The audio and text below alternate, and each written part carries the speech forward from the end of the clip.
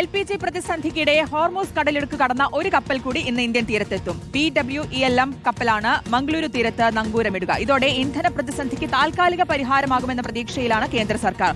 അതേസമയം രാജ്യത്തെ ഇന്ധന വില വർധന ഉണ്ടാകില്ലെന്ന് കേന്ദ്ര പെട്രോളിയം മന്ത്രാലയം ആവർത്തിക്കുകയാണ്. നോബിൾ മാരിക്കാരൻ നൽകും വിശദാംശങ്ങൾ. നോബിൾ, കപ്പലെത്തുന്നു എന്ന് പറയുന്ന ഒരു ആശ്വാസം തന്നെയാണ്. അത് കൃത്യമായിട്ട് പറഞ്ഞുകൊണ്ടിരിക്കുന്നതും പ്രതിസന്ധി ഉണ്ടാകില്ല എന്നുള്ളതാണ് കേന്ദ്രം. ആ രീതിയിൽ തന്നെയാണോ കാര്യങ്ങൾ പോകുന്നത്?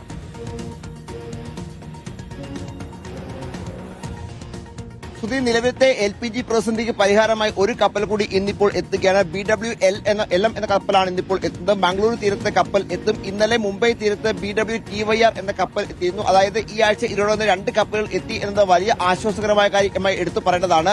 ഒപ്പം വലിയ തരത്തിൽ തന്നെ LPG പ്രതിസന്ധി എത്രയും വേഗം പരിഹരിക്കാൻ ഇതുവഴി പര്യാപ്തമാകുമെന്ന് കേന്ദ്ര സർക്കാർ വിലയിരുത്തുകയും ചെയ്യുന്നു. എത്രയും വേഗം ഈ കപ്പലുകളിൽ നിന്ന്, ഈ ടാങ്കുകളിൽ നിന്ന് LPG പുറത്തിറക്കാനുള്ള നീക്കമാണ് നടന്നുകൊണ്ടിരിക്കുന്നത്. 16 മുതൽ 18 മണിക്കൂർ വരെയാണ് സാധാരണ ഈ LPG ടാങ്കുകളിൽ നിന്ന് പുറത്തിറക്കാൻ വേണ്ട സമയം. അതിനുശേഷം എത്രയും വേഗം വിതരണം നടത്തുക എന്നാണ് ഇതിൽ കേന്ദ്ര സർക്കാർ ലക്ഷ്യം വെക്കുകയും ചെയ്യുന്നത്. കരിഞ്ചന്ത അടക്കമുള്ള കാര്യങ്ങൾ, പൂഴ്ത്തിവെപ്പ് അടക്കമുള്ള കാര്യങ്ങൾ തടയാൻ വേണ്ട ശക്തമായ നടപടി വേണം എന്ന് ഇതിൽ ആവർത്തിക്കുകയും ചെയ്യുന്നു. കേന്ദ്ര സർക്കാർ സംസ്ഥാനങ്ങൾക്ക് ഇതുമായി ബന്ധപ്പെട്ട നിർദ്ദേശം നൽകുകയും ചെയ്തിട്ടുണ്ട്. ഇന്ധന പ്രതിസന്ധി തുടരുമ്പോൾ ഇന്ധനവില വർദ്ധിക്കില്ല എന്ന് കേന്ദ്രം ആവർത്തിച്ച് വ്യക്തമാക്കുമ്പോൾ ഇന്നിപ്പോൾ കൊമേഴ്സ്യൽ സിലിണ്ടറിന്, അതായത് വാണിജ്യ സിലിണ്ടറിന് വില കൂടി എന്നതുകൂടി നമ്മൾ ഈ ഘട്ടത്തിൽ എടുത്തു പറയണം. 195.50 പൈസയാണ് ഇപ്പോൾ കൂടിയിരിക്കുന്നത്. അതായത് ദില്ലിയിലടക്കം വലിയ തരത്തിൽ വിലവർദ്ധനവ് ഉണ്ടായിരിക്കുന്നു എന്നാണ് യാഥാർത്ഥ്യം. ദില്ലിയിൽ 195.50 രൂപ കൂടിയിട്ടുണ്ട് എന്നാണ് ഇപ്പോൾ നമുക്ക് വിവരം ഉള്ളത്. അതായത് വാണിജ്യ സിലിണ്ടറിന് വില കൂടിയിരിക്കുന്നു. ഇത് റെസ്റ്റോറന്റ് മേഖലയും കൊമേഴ്സ്യൽ മേഖലയും വലിയ തരത്തിൽ, വാണിജ്യ മേഖലയും വലിയ തരത്തിൽ പ്രതിസന്ധിയിലാക്കുന്നതാണ് ഇപ്പോഴത്തെ ഈ വിലവർദ്ധനവ് എന്ന് വേണം വിലയിരുത്താൻ. പ്രധാനമായും ഈ പശ്ചിമേഷ്യൻ സംഘർഷവും ഒപ്പം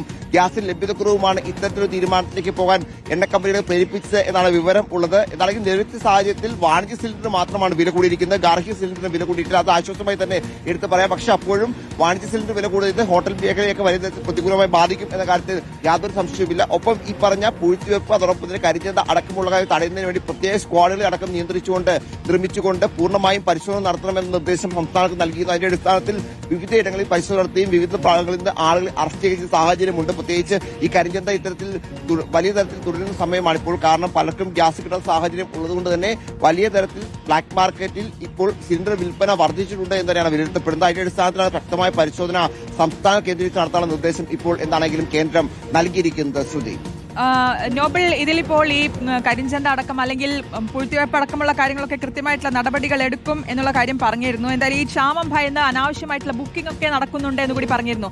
ഇതടക്കമുള്ള കാര്യങ്ങൾ ഇപ്പോൾ പറഞ്ഞ പോലെ കൂടുതൽ കപ്പലുകൾ എത്തുന്നു, കൂടുതൽ എത്തുമ്പോൾ ഒക്കെ കൂടുതൽ ഇതിലേക്ക് എത്തുമ്പോൾ എങ്ങനെയാണ് ഈ പ്രതിസന്ധി മറികടക്കുക എന്നുള്ളതൊക്കെ ആശങ്കയുണ്ടായിരുന്നു. ആ ആശങ്ക പൂർണ്ണമായിട്ടും തീരുന്നു എന്ന് തന്നെയാണോ?